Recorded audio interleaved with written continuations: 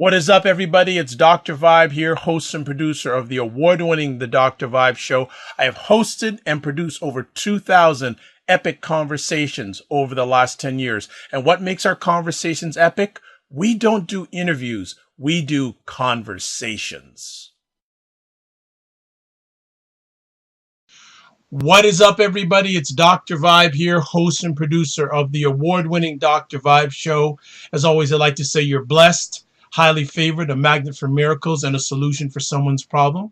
Also note that I am a certified empowerment coach and president and CEO of Express Your Vibe Coaching and Communications. And also know that Dr. Vibe is the host of Epic Conversations, and also this is the place for Epic Conversations. And we have another new friend on the Dr. Vibe Show tonight. And actually, ironically, he's in the same city as I am tonight. Like, he's been there all week. And I would have known we could have maybe physically met, but he says he comes up here a few times a year. I'm based in Toronto, Ontario, Canada, and he's in Mississauga, Ontario, which is western part of the Greater Toronto area. So we are very blessed and highly favored to have Omowale Afrika.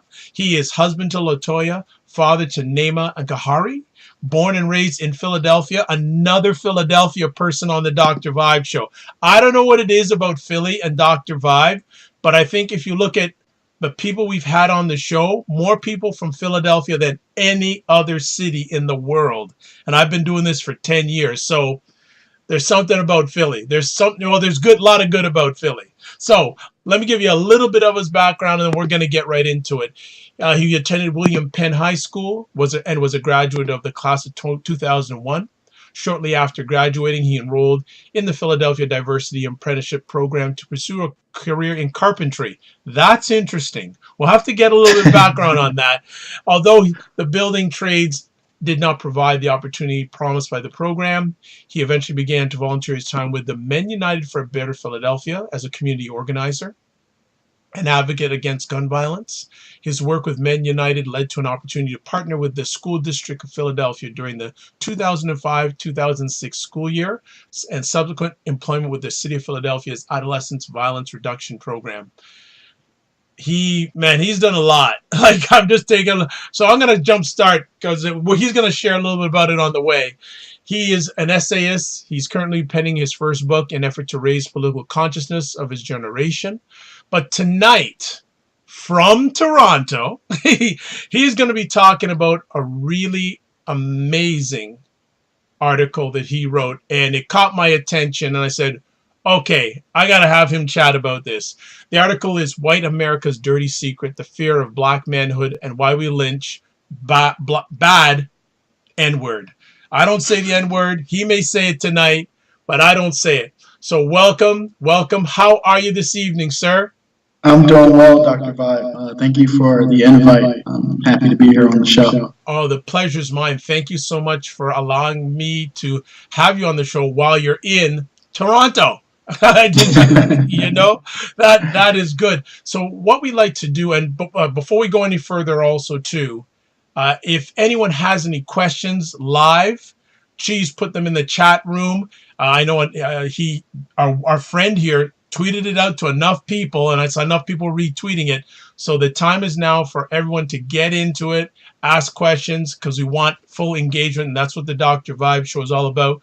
We have epic conversations because of our friends on the show, but also the friends in the audience. So can you share a little background about yourself, life growing up in Philadelphia? Oh, man, growing up in Philly. Well, I'm born and raised in North Philly. I actually grew up in one of the rougher areas of the, like, I don't know if you know anything about Philadelphia, but I've been there. Of all the big cities in the States, Philadelphia has the title of the largest poor city in the United States. I think the poverty rate is something like 25%. The population is in poverty, and then 12% of the population is what they refer to as deep poverty. So I grew up in an area of the city called the Badlands. The zip code is 19133. And just through a little project, some organizing that I was doing, I literally found out so much about the zip code that I was born and raised in that I never knew before. For instance, 19133 is currently the poorest zip code in the city of Philadelphia. Wow. And the life expectancy there is lower than both Syria and Iran. And in addition to that, the rate for the school to prison pipeline is the highest in the city. Wow. So that's, sort of the cradle that kind of like gave, birth to me, or who I am as a person, or who I am as a man currently. So yeah, born and raised in North Philly. I graduated high school in 2001. I traveled somewhat of a non-traditional path to get to where I am today. You asked about the carpentry. After I graduated high school, I didn't necessarily want to go to college, but folks were trying to push me into the school situation. So I ended up enrolling, or I think I applied to Chain University in Philadelphia, or right outside of Philadelphia.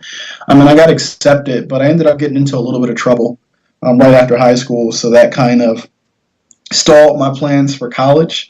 So instead of doing the college trip at that point, I actually enrolled in a program in Philly called the Diversity Apprenticeship Program. And at the time, what it was meant to do was to train, young black males for jobs in the buildings trades, because the city was undergoing a lot of renovation, what we know as today as gentrification. So I did the program. I think it was like a year-long program. I finished it, but the program really just never panned out. I was never able to get a job inside like the carpentry unions or anything like that in the city. So I just basically did like little odds and ends jobs in the Philly area. But eventually I did get into organizing within the community. And that path, me being an organizer, has kind of like set me on the path to where I am today. I met quite a few people, and in doing that work, long story short, because I don't want to necessarily talk to the audience or whatever, but in that work, I ended up returning to school in the year 2008. I went to a community college, and I got my associate's degree in business administration. And then after I finished my associate's degree, I transferred to a four-year university, and I got a degree in business and economics. My major was accounting, and I had a minor in entrepreneurship. So right after college, I graduated in 2013. At the age of 29, I was married, had my second child at that point. So I graduated, started working with one of the big four accounting firms, became a licensed CPA. And, the rest, I guess from from professional perspective, is history. But personally, I feel like, my work has always been, since I was young, my father was very, very active and heavy in the community. I guess I was like one of the only people that I grew up with who actually had a father in the home. But he had a presence in the community. He was always trying to do something to just better the environment. And I guess that rubbed off on me. I guess that's also where I get the carpentry from, because my father would try to purchase homes and, and fix them up. And, he would try to develop a skill set. And unfortunately, I didn't see the value in it at the time, so I never really picked it up. But again, that's kind of like where I got my knack for organizing from. Right. And I ended up leaving my parents' home at a young age. I left around 17, and I moved out on my own. I was somewhat, rebellious. And at that point, I would say getting out into the streets or whatever, it's kind of like what set me on this alternative path that kind of like brought me to where I am today. So I think I'm kind of all over the place, but I promise you'll get more clarity from me as the conversation goes on. No, that's good. No, that is good, and I have a good understanding on what you're sharing. Two conversation pieces come up, and depends how open you're wanting to chat. It sounds like you had a rebellious growing up phase. What was your relationship with your parents and your family at a younger age? And then part two, you said you were on a rebellious road. Do you remember when you began to turn into another direction? Was there an event or a moment that said, you know what, I got to make a turn? Well, I think that like I had a good relationship with my parents growing up. But I think the environment, that I grew up in, I think that I guess it held a lot of sway on me as a young man. When you're young, you really just want to do the things that, your friends are doing. You want to be involved in what they're involved in, even if those things aren't necessarily the best for you.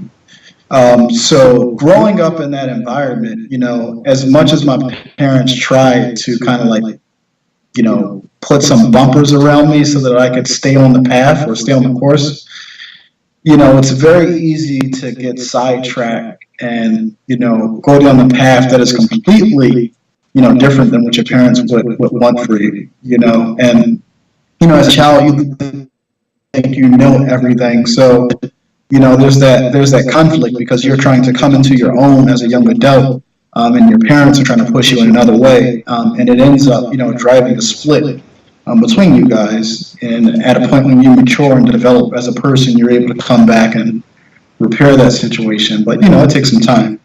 And in terms of events, man, there have been numerous events that have caused me to rethink, my life. But I want to say, it was a culmination of things. But I think it started with, I experienced the loss of a lot of close friends very, very early on. I've experienced a lot of death in my life of people, of young men who were, in their teens, just very early, like I experienced that. But I had a friend who was very close to me in 2005. I think I was 20 years old at the time.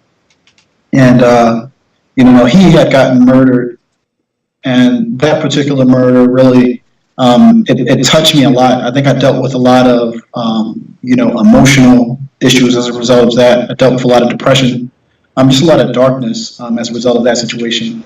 And I kind of teetered off even further, down the wrong route and, bumped my head quite a few times. I was getting a lot of wake-up calls that I was just ignoring them.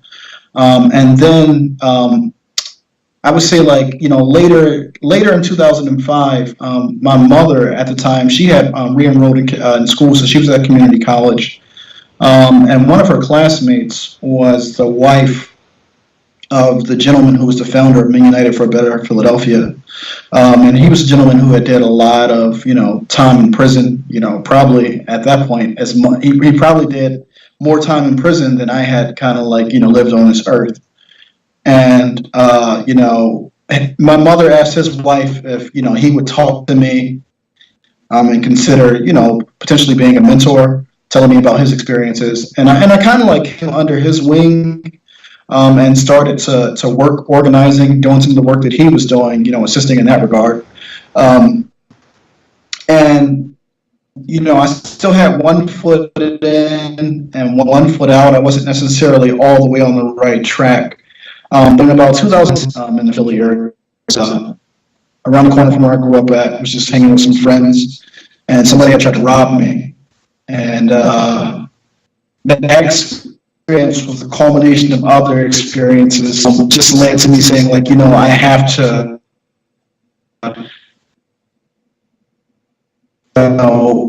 ask to who I had, I guess, brought into my network as a result of my organizing activities. And they were more than willing to kind of help me go in this different direction. But, they were adamant that I would have to do the work. So having a significant support group driving me in a different direction is really, I felt like I had a lot of people that were not necessarily looking up to me. I would be letting them down if I didn't, keep my word and do the things that, I said that I would do, which was, going back to school and really trying to, create a life my previous existence. Okay, well, we're gonna push on through, and for people who are watching this live or on the replay, our guest is using Wi-Fi from a hotel, so if there's a little bit of challenges at times with audio, please bear with us. We're gonna do the best we can in regards to this. So, you know what? A lot of people are on right now, so we're gonna get right to the article. I was gonna ask a little bit more about your background, but I think we've got enough. Let's get right to the article. Why did you write this article at this time? What was the prompting of you to write this article? Well, The first article that I wrote on Medium, I wrote back, and I think it was April of this year. After there was a gentleman from Georgia, not from Georgia, from Ohio, who had shot his girlfriend, I believe, and then he shot a man on Facebook Live. I don't know if you remember that. Yep. You know, we have so many tragedies, but yeah. So around that time, you know, I was on Twitter, and there's always like kind of like the gender divide that you see, you know, on these applications, the whole black man versus black woman thing. But that day, I was just really disturbed by it because it's such a traumatic, and all the messaging that I was seeing that day was, you know, this motto, you know, black men are trash, black men are trash, and it was being repeated over and over again, and it was being repeated by black women. So that kind of spurred me to say, you know what, I'm just going to write what I feel right now. And I went and wrote an article, and I think it was called Are Straight Black Men the New Face of White Guilt? So that kind of like got me started on the writing. And I had started another article this summer. That article was called The Intersection of Trash and Canceled. And the subtext of that article was public lynchings of black men in the post-Obama era. So that article was the article that I released, but I just changed the title on it because I had sat with the article for so long in its draft form that when I got to the point where I wanted to conclude it, I felt like taking that article in a different direction. So I said, you know what, we have all this stuff going on with Kaepernick. Over the summer, you were seeing a lot of black men who, in my opinion, were cowering, weren't taking strong political or principled stances. And I wanted to speak to why that is. And I wanted to give people an understanding of that history, of the complexity of what it means to be a black man in America, in a nation that fears you. And as a result of its fear for you, it creates propaganda or a narrative around you that justifies your murder in order to keep, you know, the overall population in check, or in order to maintain the system of white supremacy. So I really wanted to flesh that out from a historical perspective to give people an understanding of how this thing started and how that relates to where we are today. And that's one of the things I really appreciated about your article. You go back and look at a historical look and then bring us, in fact, you spend more time historically than in the present tense in regards to this article. And a lot of things that you quote, interesting enough, a lot of people aren't even aware of, black or white. Mm-hmm. Has history always been something of importance to you when it comes to black men? Well, for black people in general, Right. History has been very important to me. I would say, I guess around the age of 22, I really started to delve into a lot of reading just concerning, you know, us as a people. And there were just so many lies, you know, that we've been told, like so much that we just don't know about ourselves, that I really just kind of like dedicated myself to, you know, acquiring as much knowledge as possible, but just not for the purpose of having, you know, information, for the purpose of developing strategies that can, you know, bring unity to our community, but also for the purpose of, you know, organizing and developing a means to change the situation that we're faced with. So I would say that's, you know, where my love for history comes from, you know, and every serious figure who's ever, you know, been a part of this tradition that, you know, I consider myself to be a part of, they've always stressed the importance of history, whether it was Malcolm, whether it was Garvey, Dr. Clark, you know, Dr. Amos Wilson, like it doesn't matter. Like without pause, every person who's a part of this, what I refer to as, you know, African nationalist tradition, all stress the importance of history, you know, so I think that's where my love of history comes from. You had mentioned your father at the beginning of our conversation. Was that something that he also provided an environment for you in regards to appreciating Black history? My father, I think that what he instilled in me was to be curious to be principled, to be true to myself, but also to question and be skeptical. And what I mean by that is, growing up early on in life, I grew up in a very strict and religious household. But that was up until about the age of 10. And at that point, my father was like, you know what? There are just some things here that don't gel with me. I don't necessarily know if this is the right decision, but I don't want my kids to grow up indoctrinated into a way of thinking that essentially cripples them in life. So I'm going to remove them from this strict religious environment and let them find their own way. So I think that, that was the gift that my father gave to me, because being removed from an environment that is very strict and then basically, I don't want to say thrown into a den of wolves, but in the community that I grew up in, there's, a lot of things that could go wrong, in your life, and it could happen really quick. But I have always been inquisitive and, on a search, to gain knowledge, So at one point in my life, I had taken my Shahada, and I was practicing Islam. And then after that, I was learning just more traditional, spirituality.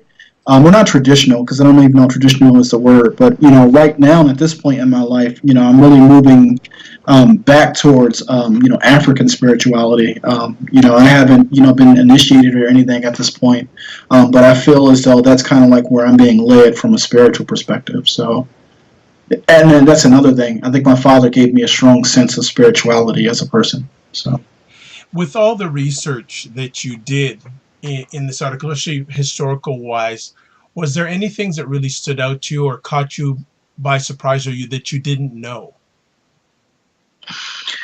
I don't necessarily think that there was anything that stood out by surprise. Like, a lot of the information I already knew, but I knew that it needed to be presented with credible sources.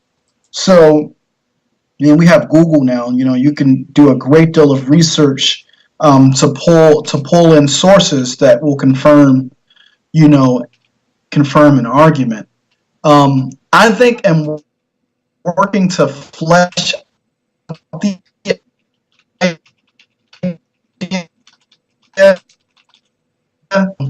sand personality or the slave personality.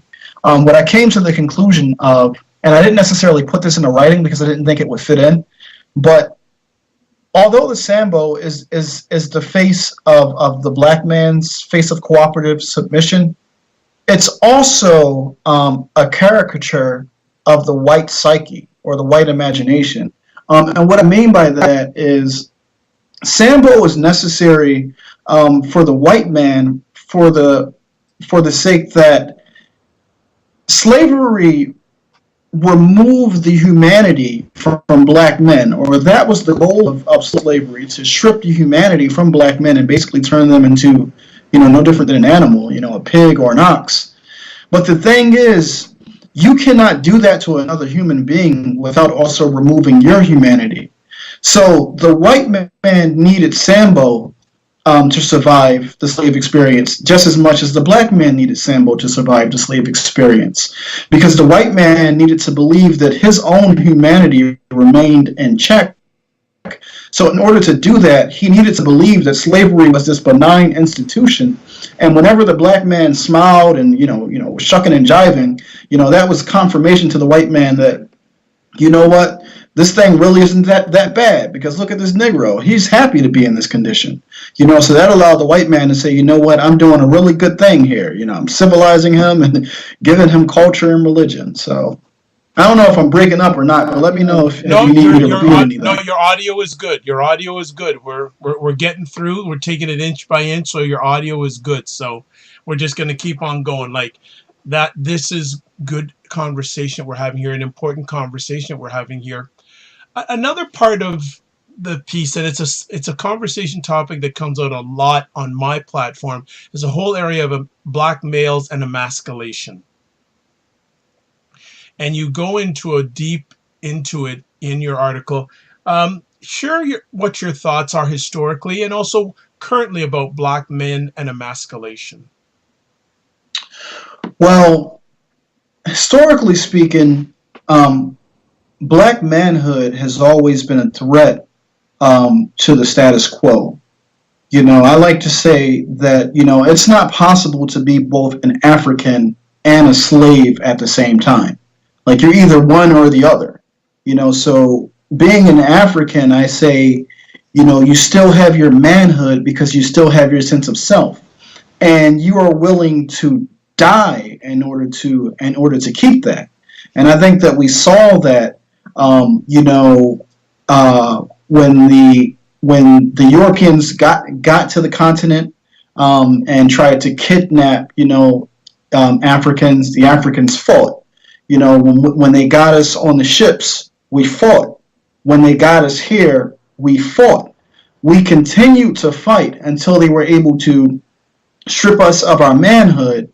And that project was something that they did through psychological trauma and terror, that escapes many of the history books. So a lot of people don't know. So there's the one scene that I put in there, from the transatlantic slave trade, that is, I would want to say, indicative of a lot of the information that's removed from the history books. And it's the scene of the rebellious slave, or I don't want to say slave, of the rebellious African, or the captive African, who was organizing a rebellion on the ship. And when the captain got wind that he was organizing a rebellion, he murdered him. And I think he either cut out his heart or cut out his liver and chopped it into 300 pieces and forced all the other, captives to eat it. And, that was a sign to say, hey, like, I have power or domination over you. And if you do not do what I tell you to do, a similar fate will await you. In that regard, the black man has never been allowed to reach maturity as a man, or develop as a man. There's one point in there where I say that the underdeveloped black men to the point of puerility. And what that essentially means is, like, it underdeveloped us to a point of like a childlike, immature infant state where we're completely dependent on our father and his mercy for our livelihood. And if you juxtapose the black man to the black woman during the slave experience, I think the black woman had a wider range of development. And what do I mean by that? Well, the black woman was responsible for raising the white woman's child. So this child who's 1, 2, and 3 years old is going to grow up to be an adult. But Mammy, was the one who was, almost served as parent to that child. So there's somewhat of a reverence or a respect between, the black woman and the white child who grows up to be the white adult who assumes the role of slave master. Then the black man, on the other hand, that same 3 or 4-year-old child is playing with this grown black man as if they are equals.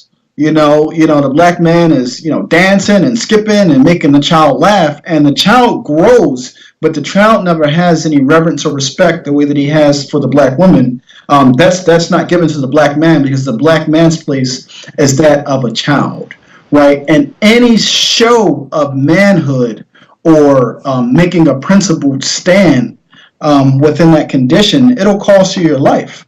In the slave narratives, Frederick Douglass talks about the conflict that he had with his owner, and he said, at that point when he fought him back and got the best of him, that spirit of manhood was kind of like reborn, in his body.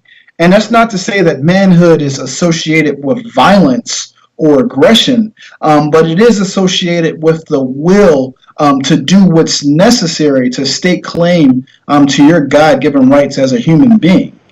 So I think that is denied black men, and if black men ever have a desire to pick that up, I think that there's a serious price for a desire to be a man, under the system of white supremacy. What are some examples that concern you today when it comes to the area of black men and masculinity in current day America? Oh man,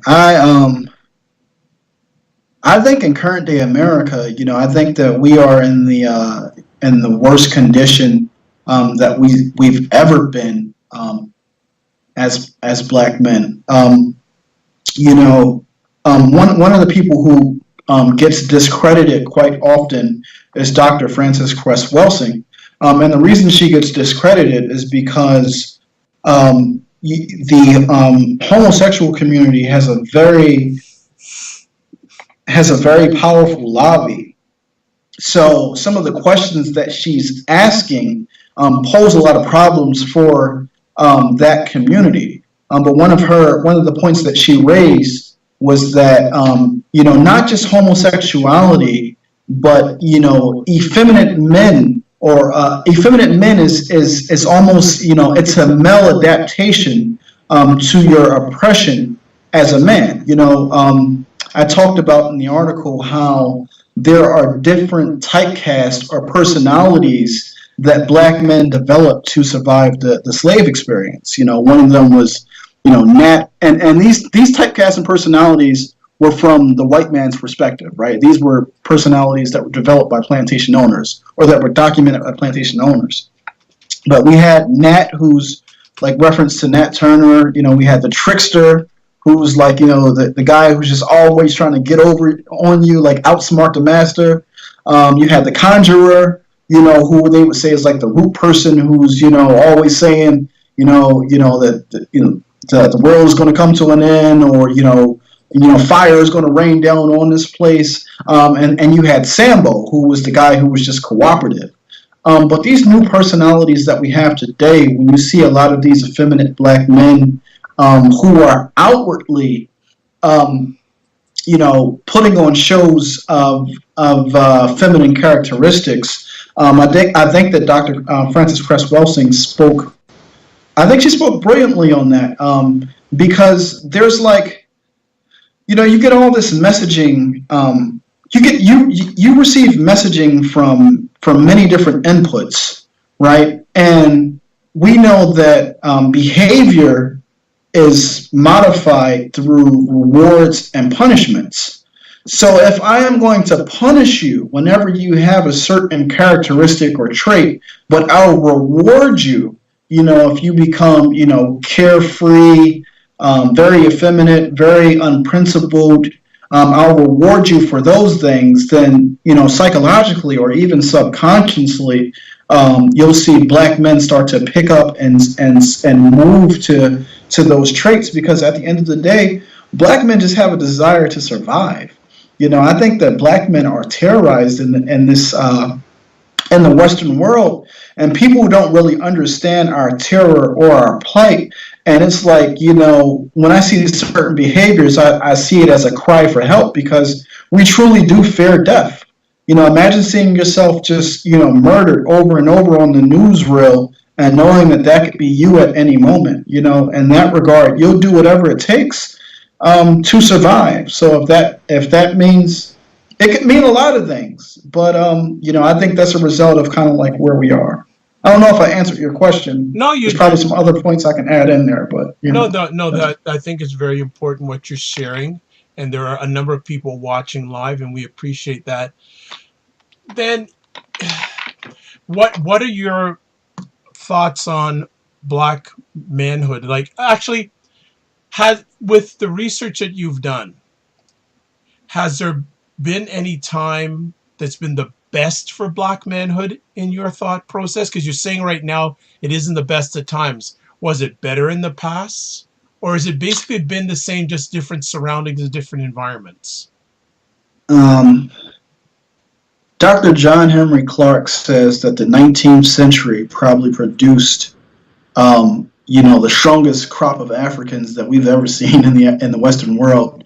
But at the same time, people from the African-centered tradition will also reinforce that this current generation is the best generation that we've yet to produce. But in looking back to that period of Reconstruction, to that point of emancipation and even late slavery, I feel like black men were really standing up and putting cracks in the system of white supremacy, meaning like we were hitting back. The Haitians got their independence in 1804, which is the start of the 19th century. You had the Nat Turner rebellions in I think it was 1832 or 1831. But all throughout that period, the 19th century, like black men were really just hitting back. And we were fighting back so much that it changed the discussion preemptively to the point that, the white race had to say, what are we going to do about this slave situation? And I wrote another article. The article was called Blue Check Negroes in the Nuclear Family. And in that article, I'm talking about those discussions where, the economic system was changing in America, and you had this problem when you had this overabundance of physical labor that was no longer needed, which posed a problem of population. What do you do with all these black bodies laying around? Like, how do we, not laying around, but that we have here, right? So like I'm an accountant. When you have an asset on the books, you depreciate that asset over time, and at a point in time, you remove that asset from the books. Like right now in America, the black man represents a fully depreciated asset, and America is initiating the process of removing us from their books. Let me just interrupt you there. Why do you term the black man as a fully depreciated asset? Because in terms of economic iterations, we've had 4 since we've been in the Western world. We went from agriculture to industrialization to automation to where we currently are, which they refer to as the 4th Industrial Revolution, which is artificial intelligence and cyborgs, a lot of crazy stuff, and automation as well. But in the 30s, Carter G. Woodson was talking about machines essentially removing the demand for black labor. In 1964, there was an article written by an economist called "Who Needs the Negro," where they were talking about this was 64, and they were saying that having the surplus of bodies, and the fact is our values inhibit genocide. So knowing that we got these surplus of bodies and we don't have anything to do with them, you either kill them or you warehouse them. But where we are right now, we're at a point where we're moving to a point where labor is no longer needed. You hear a lot of people arguing for a universal basic income because there's nothing out there for you to do to necessarily make a living. So you have all these additional bodies, what Hitler would refer to as useless eaters, that are kind of like here, taking up space. And we're trying to create this new society, but this new society, or this postmodern society, it calls for a drastic decrease in the current population. And where are they going to get those numbers from? Where those numbers are going to come largely from the black race. So the black man is going to take a significant hit, but the other hit is going to come to the womb of the black woman, which is where you see, like Bill Gates and folks like that on the African continent doing all that they can to make sure that the black woman does not continue to produce black men. Dr. Tommy Curry has, I haven't completed his book, but I heard an interview of his where he was basically explaining how the black woman's womb is considered crimogenic, because the black woman's womb produces these black men that society doesn't want. So not only do we have to, put a halt to her womb and her ability to reproduce, we also have to, purge this black man from our books. And I think that that's kind of like what we see happening right now. But I feel like it's going to be turned up to a level that we haven't seen before, and it's unfortunate because I don't think that we're prepared for that. Mm. In regards to the state of the black man in America and maybe North America, maybe around the world, do you fear there's any fear in the black community of black manhood? I don't think that we know what black manhood is. Okay. Because black men have not been allowed to fully develop.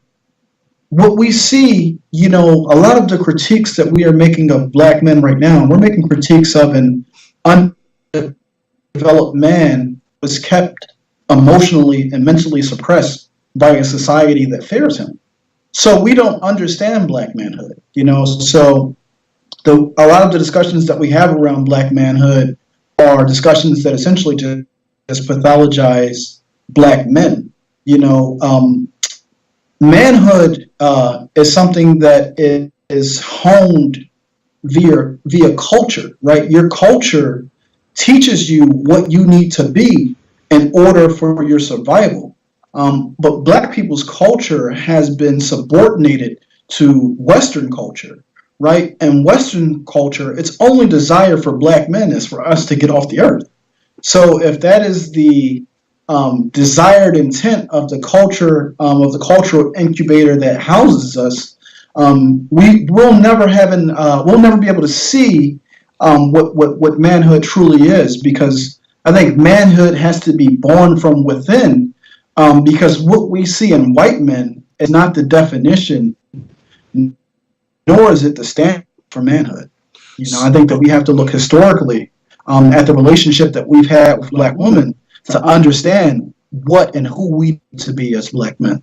So let's drill down a little bit deeper here now, because do you feel that you were given good manhood mentorship or in an environment of manhood when you were growing up with your father? Yeah. I mean, absolutely. Like I would say that being a man now myself, like, I have tremendous respect for my father, right? Because, for him, taking care of 5 children, and a wife, and really just, my father was always, as best as he knew, just trying to drop gems on, you can just key principles of life, what you need to be a person of character, just being principled, being a man of your word, looking the man in your eyes, letting your word be your bond, just like a lot of like lessons, learned about the I guess like the intangible factors of what it means to be a man. I think the areas where my father may have fell short, I think that they speak more to the culture that produced him than they speak to him, as a man.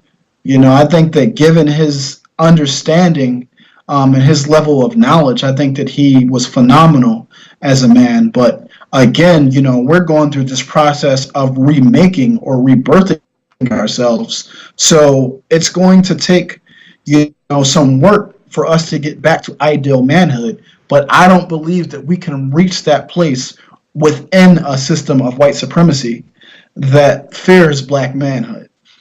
So for me, I guess that's perplexing, but I guess it points to only one conclusion, and that conclusion is that your work as a man, first and foremost, has to be about, family, and about working with a black woman to build black family. But more importantly, it has to be about working with that black woman to make sure that, white supremacy is not here to rule over your child. So what I'm really trying to say is, as a black man, one of our key roles in this world today is the overthrow of the system of white supremacy. And I think if you are not about that work, then you're not serious about, the survival and the ultimate, and ultimately, what's best for your people globally. So let me ask, and Tachi, one of the great followers of the Dr. Vibe show, and she does a great show on media and pop culture on Periscope, 6 p.m. Periscope and Facebook Live on 6 p.m. on Wednesday evenings. Tachi, you put something in the comments. Can you just tell me the question that you want our friend to answer? But I'm going to get to another question here. You're talking about white supremacy. Do you feel that black men, the black community, is equipped to defeat white supremacy? And is it a battle that they can win on their own, or will they need the help of other cultures to defeat white supremacy? Okay, can you hear us? I can hear you. Can you hear me? Now we can hear you. Did you hear what I last said? No, no, no. But I'm gonna. Okay, yeah. We didn't hear what you had to say. Can you repeat that, please? Yeah, you asked if I think that when can be won on our own, or we need to do that with other cultures. Right. And what are your thoughts? I don't believe in racial alliances that white supremacy have to do on our own. And one of the things that we have to understand is that white supremacy is a house of cards. The way that it's maintained through fear, through terror, through murder. But understanding that, I believe that the only way for us to come up out of this situation is through the practice of nationalism, through seeing ourselves as a collective body and understanding that we have a national entity, several national entities that oppose us being any place socially than where we currently are, which is at the bottom. And understanding that, you get I think it's a lot deeper. There's much more for me to flesh out. For the sake of brevity, I guess the short answer is this is something that has to be done on our own. This is not something that we can do collectively with other people. Okay, Tachi has followed up with me, and she's saying here we are talking about the causes, which is important, but how do we begin to solve this in a concrete way? So I'm gonna frame what she has to say, and how can Black manhood what are some of the ways that you feel Black manhood can get to where it needs to be? I don't think that we can accomplish anything outside organizations. I think that the best ideas that we have concerning not just Black manhood, but concerning Black or African people, I think that those ideas have to be institutionalized in order to reproduce a group of men that are representative of Black manhood. And essentially what I mean by that is, I consider us to be a degenerate people right now. And degenerate, I'm speaking spiritually. I mean, I consider us to be spiritually dead, like a dead body. Regenerate us is that light which comes in the form of knowledge, of knowing what it means to be a Black man, of knowing what it means to relate to a Black woman. So let me interrupt you. What, in your opinion, does it mean to be a Black man? Wow, that's a really good question. I think, wow.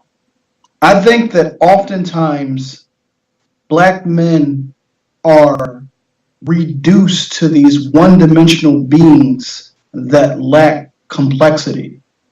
And our counterpart, Black women, are always given, they always are seen with multi-dimensions. If you think about everything that is good about a Black woman, whether you talk about, the Black woman being, the mother of civilization, her being nurturing, her being loving, her being whatever a nation needs her to be in order for that nation to survive and thrive. I think that a Black man is equally that. I think that we are her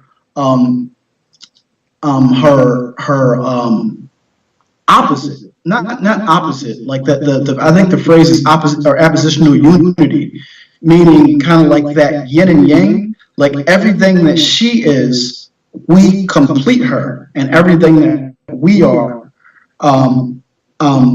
everything that she is completes us, and everything that we are completes her. So I feel what it means to be a black man, if you look at the good traits that are in a black woman, I think that those traits should also be seen within a black man. But I think that they need to work in unison so that there's balance between like that masculine and that feminine. I think I don't think that I'm giving as much clarity as I would like to. But basically, what I'm trying to point to is that, ultimately being a black man means just balance, living a life that is aligned, not to get all spiritual or anything, but living a life that is aligned with the cosmos, and I think that when you are aligned, with the universe, then you'll find not just alignment with yourself, you'll find alignment with your spiritual partner or your black woman as well. So I don't know if that answers the question, but that's the best answer that I can give at this moment. All right. So as we wind down our conversation, what does the black man need to work on? That's a good question. What do we need to work on? We need to work on ourselves, first and foremost, man. We have a lot. We have a lot of unpacked, emotional and mental, baggage that we've, carried with us for a long time. So I think that black men need a space where they can, learn to communicate and discuss these things so that, they can grow and develop. So I think that first and foremost, we need to work on ourselves. But after that, I think that we need to work on our relationship with black women. And I think that a significant part of that work is going to be our ability to really, listen to our women to see, what it is that she has to say or what she is trying to say. Because I believe that there's a lot of validity in a lot of the arguments that I hear from black women. I think that ultimately what the black woman feels for black men is a sense of betrayal. And I think that sense of betrayal kind of shapes the lens or the medium through which she expresses her views for us. But ultimately, I think a lot of the conflict that you see between the black man and the black woman is agitated and instigated by those outside of the community and those within the community that have been educated by those outside of the community. So, I think that that's kind of like the second part. First part is working on self. The second part is working on the relationship with the woman. And then the third part is, kind of like reclaiming or re-entering that position of fatherhood within our community. You know what I mean? Because a lot of our children are growing up fatherless, where black men are not playing the role that we should necessarily be playing. But I think that is the third and kind of like final phase in terms of things that we need to work on. It's for me, it's really all about us, because I'm not necessarily concerned with tearing down a system of white supremacy. What I'm really concerned with is building up black people, because the system of white supremacy is built on our backs. So we stand up and start to build our own, and then, that system goes away. But we just have to understand that we can't do anything unless we're doing it collectively. There's an interesting comment here by, I think it's Think TV. She's saying, once the black man is black first, all our problems will fall. Meaning once we're operating based upon, a race first mindset? Yes.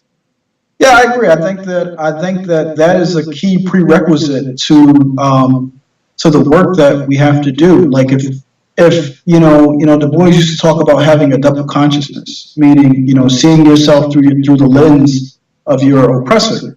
Until you have a single consciousness which is totally black, everything that you do, you're just going to be shooting yourself in the foot, because you don't have the clarity and focus that is necessary to get the job done. But when you're operating based upon the principles or philosophies of race first, then that gives you a measure by which you measure all your actions. You know what I mean? So, being race first, how does this action benefit my race? And that means every action. What I'm doing here, is it helping or is it harming? And if that's the metric by how you measure every interaction that you have, that's a metric that's going to ultimately point you to success.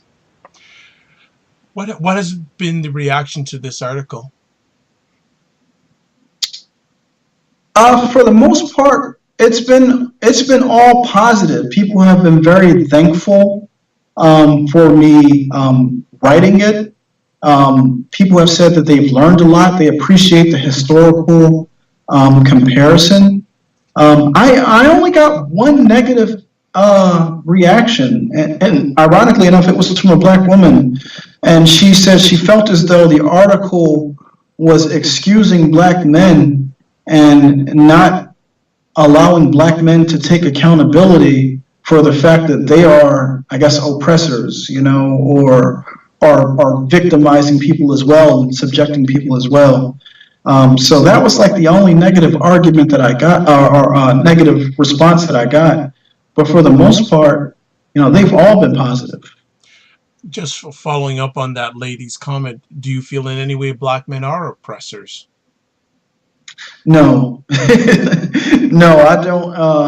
I think that is rhetoric that, there's a very politicized, gender studies and women's studies that you see on the college campus that has, as its undergirding philosophy, this thing of postmodernism. I'm writing a piece on this right now. So the next piece that I write on this is going to be discussing, I think it's the subtext is, the road to liberation is paved with Black male bodies.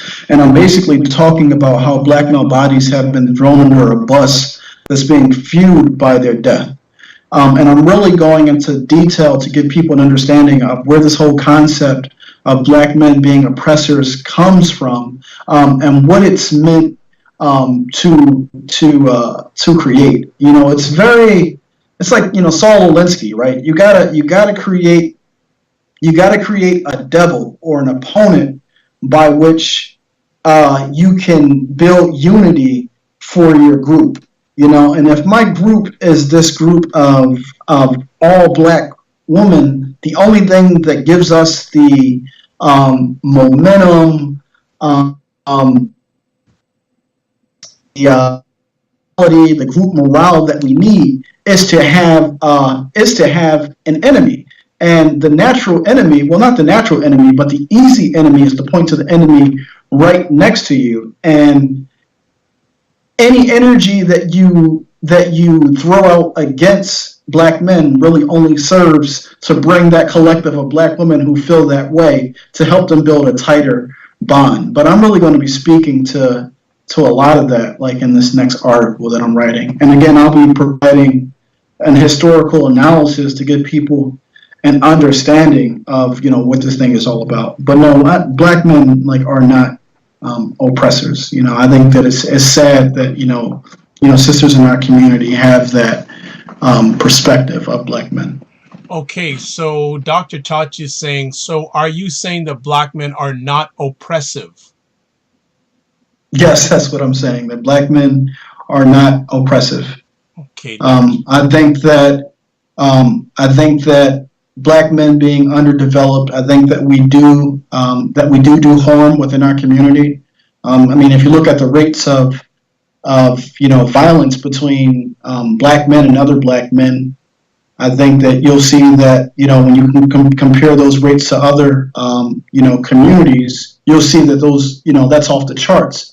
But when also we look at the rates of violence against Black men against Black women, you'll see that those rates are off the charts.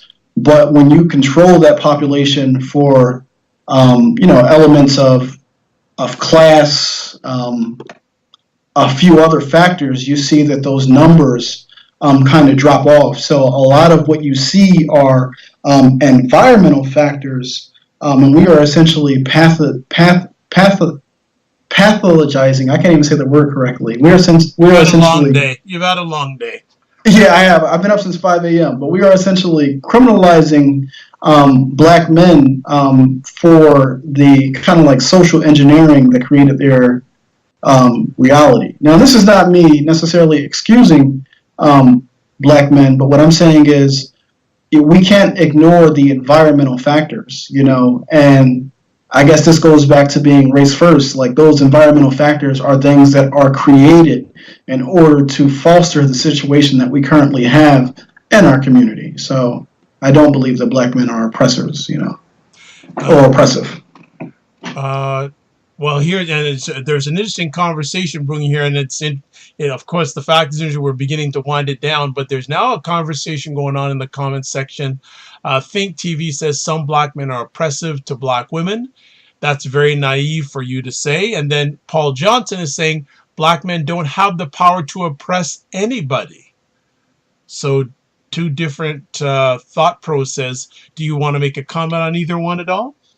Yeah, I don't. My comment is simply, I don't understand how, when we are talking oppression, when it comes to oppression, that comes from the white community, that oppression is spoken of in regards of systems and institutions and practices where our whole situation, it relates to like a power dynamic.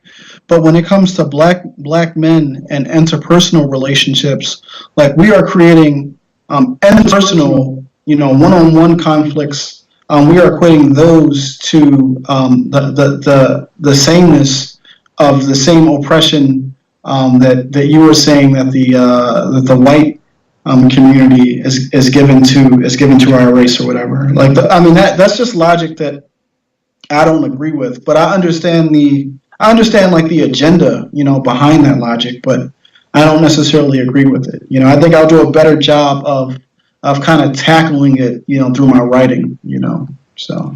Well, it's interesting. Dr. Chachi is saying, I think you should ask black women that. I don't think that you can speak for black women. Then Paul Johnson saying, how black women have access to the things black men don't and can't get access to. Then Think TV is saying, I'm not referring to institutional oppression. Domestic oppression can be just as damaging. And she also said that, yeah, she does feel that some black men are oppressive to black women, and not necessarily referring to regards to institutional. The conversation is heating up and we're winding down here. Dr. Tachi is saying black men can absolutely be oppressive regardless of condition. No one is liking it to white oppression. Yeah. I appreciate, her sentiment. Like I said, I don't agree with it. She's a doctor.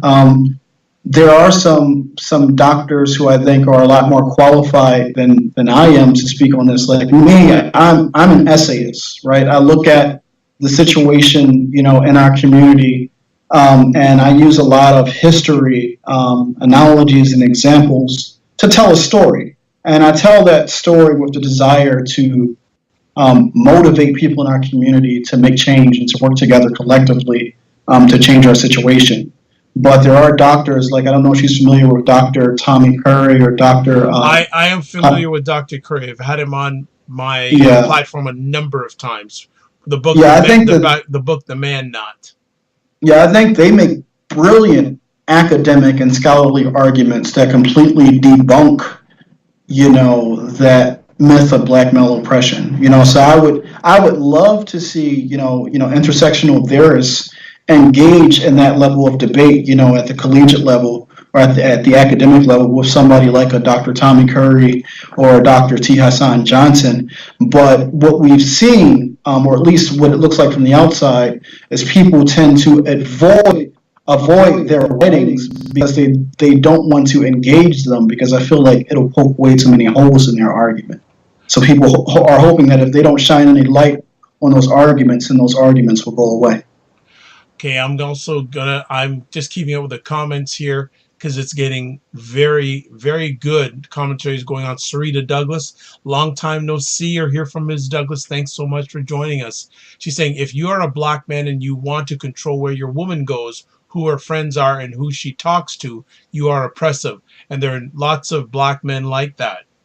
Then Paul Johnson says, but why was there an article saying that black men are the white men of the community? That's a whole other article in itself. And Think TV is saying black men are not the white men of black people. Dr. Tachi says yes. Paul Johnson is saying a black woman can get rid of black men as simple as a phone call to the police. KOS1 is saying let's all stay on code. We can't fight each other and the system. Okay, so that is, and thank you everyone who's coming in. It sounds like I'm going to have to do host an epic conversation about black men and oppression, or black internal, or black community and internal oppression, because it sounds like there is differing comments here on our conversation night about black men. And maybe I should ask a question, maybe host a conversation. Can black men be oppressive? Are people wanting me to host that conversation? And what I'll try to do is I'll see if I can get Dr. Tommy Curry to be on that conversation with me again. Dr. Curry is someone I very much respect. Indeed. Okay. Sarita Douglas is saying indeed. So I'm going to put that down as homework to see if I can get oppression and black men, internal, external, etc. I will see if we can get Paul. That's falling into, yeah, it's different kinds of oppression. And can you do me a favor? Let the sister Sarita Douglas know that I don't. She obviously can hear. I can't see her, but if you're a black woman, like, I absolutely consider you my sister, right? I don't really like to engage in conflict, between black men and black women. I'm always willing to sit down and listen, but the problem is, I feel like a lot of our sisters that are educated or have kind of like that intersectional framework, they approach the conversation from the point of moral authority, and the conversation becomes a very dogmatic conversation, whereas though it's not one where we're looking to repair or improve the relationship or develop an understanding of our different perspectives. It's one where there's like a zero-sum game. Like, your goal is to, I'm not saying you personally, but the goal becomes for someone to be the loser in the conversation. So one of the perspectives to outlast the other. And that's really not like what I'm into. Like, I really am into working with black women and to listening to the things that black women say. I just don't, whenever I hear like that intersectional framework being used to make arguments that frame black men as oppressors or terrorists or trash or whatever, I kind of like reject those sentiments because I understand the underlying spirit of those arguments. On that note, we're going to let you go get some sleep. I appreciate that. I appreciate that. No problem. Go ahead. No, I enjoyed being on the show. I think that this was great. I really do. And I'm looking forward to sharing more of my writing. And I'm glad there was such an interest, in this last piece. I do encourage anyone who's listening, if they have not read the article, it's pinned to my profile on Twitter. Please go check it out. Feel free to engage with me. I don't want to argue, but I would love to engage and just hear different perspectives. So definitely check the article out if you haven't done so already. Well, what I'm doing right now for people who are on live, I've just put the link to the article in the comment section. Mr. Afrika, thank you so much for taking time out of your positive, productive schedule. You're not even at home. You're in Toronto on work in regards to this. And in regards, I'd like to say, before we let you go, I'd like to say thank you to a number of people tonight. Of course, a regular Dr. Tachi, thank you so much. Think TV, thank you so much. Let me see if I can pronounce. I can't pronounce this name, so I'm not even going to try to pronounce this. Agavra. That's it. Agru Vra that was on. Paul Johnson, thank you so much. Sarita Douglas, thank you so much. KOS1, thank you so much for making the conversation epic. Thank you and good night. I will read the, okay, well, Think TV is going to read the article. So, and Think TV, if you have any comments about it, certainly touch base with our guest, our friend tonight, about the article via Twitter, etc. So, if they want to get a hold of you, how can they do that? You can get a hold of me on Twitter. I'm at Omowale Afrika. On Twitter, that's the handle. That's pretty much the only social media app that I currently use. Okay. But you can, I'm always on Medium, I'm writing, but, if you want to just engage with me in real time, just check with me on Twitter. Excellent. Well, it is Dr. Vibe here, host and producer of the award-winning Dr. Vibe show. I'm also a certified empowerment coach, president and CEO of Express Your Vibe Coaching and Communication. If you want to catch replays of my audio epic conversations, you can catch them at thedrvibeshow.com, which is THEDRVIBESHOW. Also at Apple Podcasts, iHeartRadio, TuneIn Radio, Stitcher Radio. Selected replays are also available at thegoodmanproject.com and also at wjmsradio.com. You can also catch the replays of my YouTube conversations like this one right here at the Dr. Vibe Show site on YouTube. I have about 260 subscribers, and if it's in your heart to subscribe, we'd love you to subscribe. Also, I'm a brand ambassador for the only online site that's dedicated to African Americans in food, wine, and travel. That's cuisinenoirmagazine.com.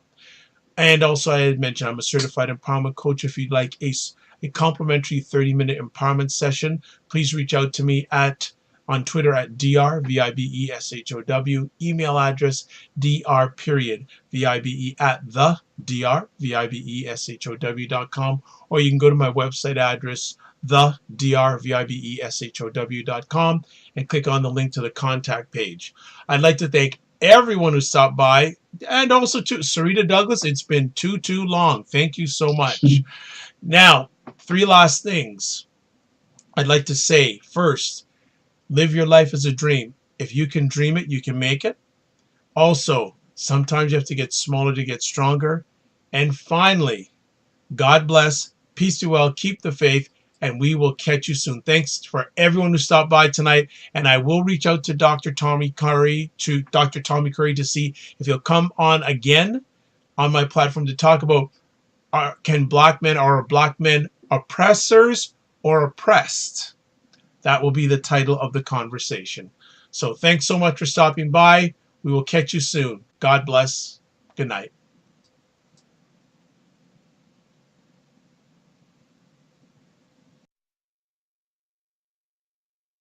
What is up, everybody? It's Dr. Vibe here, host and producer of the award-winning The Dr. Vibe Show. I have hosted and produced over 2,000 epic conversations over the last 10 years. And what makes our conversations epic? We don't do interviews. We do conversations.